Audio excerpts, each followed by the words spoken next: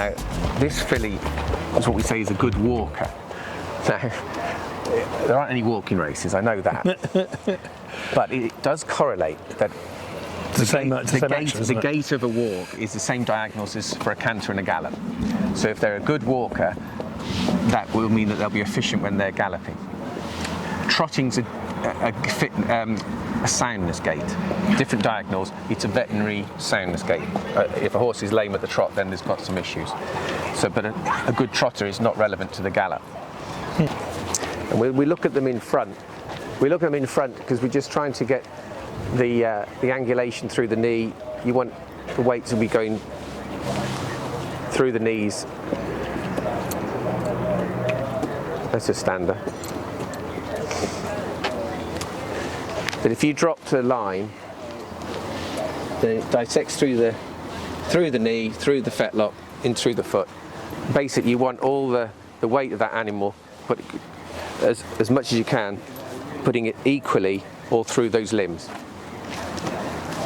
If they're offset through the knees or turning out, they're going to put more pressure on their fetlocks and on their knees, and when they're growing bones as a 2-year-old, you get little chips and things like that, and it slows you up with the training. And would that lead to more injury? Well, it means you have to stop with them, and obviously when you race on the flat, you don't want to have too many stops. Yes, okay.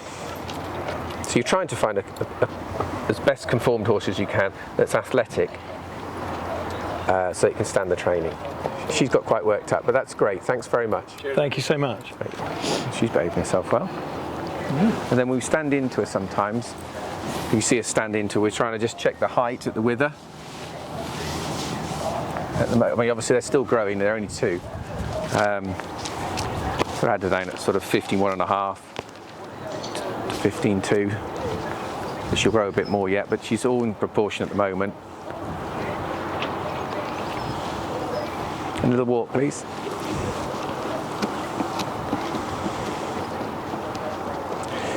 This filly walks at you a little bit wide in front, which isn't the end of the world. She's not going to knock herself in front with her front joints anyway.